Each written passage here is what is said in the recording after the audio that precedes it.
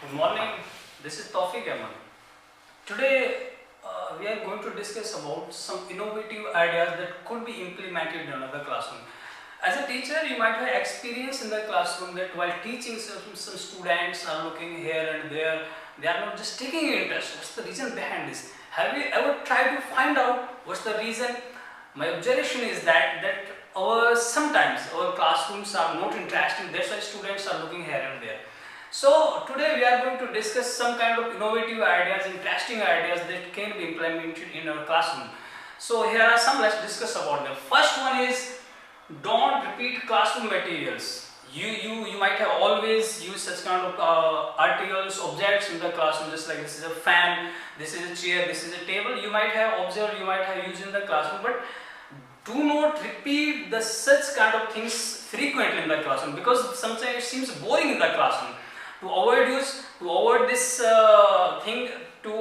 thing, you must implement activity in the classroom that is known as 3-2-1. What does this mean? This means just ask the students to make a pyramid, then after the class ask them to write down the 3 things that you have learned, 2 things that you have thought, and 1 thing, the last one thing, the 1 question they would like to ask. So to overcome this problem, to make more interest in the classroom, just use such kind of activities. Next one is, use technology. As you know very well that ICT is very important nowadays in the classrooms. Technology may be included in the classroom, just like your laptops, your desktop also, and dish TV, televisions. But in the classroom you can use EduSet also.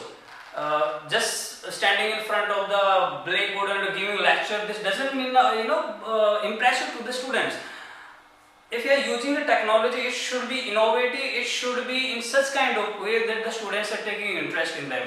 Next thing is, we would like to discuss about non-verbal games. First of all, you might know what is non-verbal. Non-verbal is the thing that while we don't use your vocal cords, this is non-verbal. Just do some kind of activities as I am going to tell you.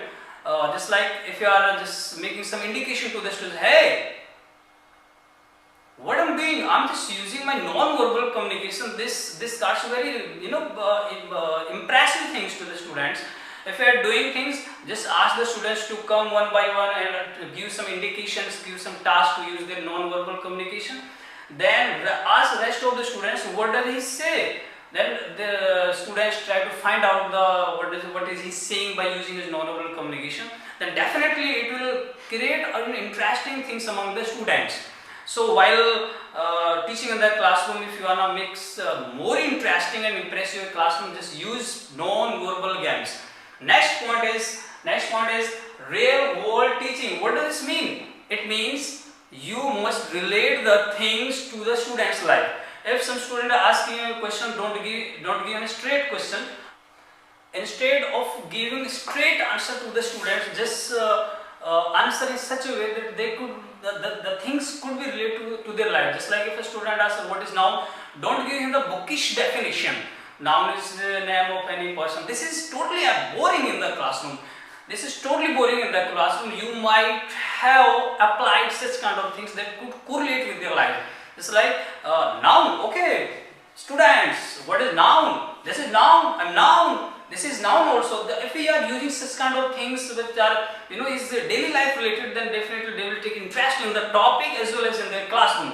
That's why remember this thing while doing such kind of things. Please be sure that you are using the objects that should be correlated with your lives. The next point is class outside the classrooms. This is really very interesting thing. You know what this means? This means we are doing a classroom inside the school campus, and the second class could be done outside of the classroom. This is known as classrooms outside the classrooms. I'm just teaching here in the classroom. This is my classroom. But if you are doing such kind of things, you are teaching outside the campus. This could be known as field trip also. And as a teacher, you might have observed, and be honest please, what I'm going to ask you, be honest. If somebody asks you to force you to sit for a long time, approx 30 minutes, 1 hour, then what will you do? Are you capable of doing at a stage for 1 hour, 2 hours? Absolutely not. Same things can be applied to the students. They are just sitting from 8 AM in the morning to 2:30 PM in the evening. Then definitely they will get bored. bored. So while overcome this problem, you just give them some task, that just go outside of the classroom, just make a group 2 of 3, then let them move in that classroom. Okay, ask to first group, okay, first group stand up, please go to the second group. I ask them what are they doing. If you will do such kind of activities in the classroom, the students will definitely involve with you. They will take such kind of things that could be implemented in their future life also. So as a teacher, as time is coming short, so as a teacher, it's your responsibility. If you want to be a good teacher, you must use such kind of things. These are only 5.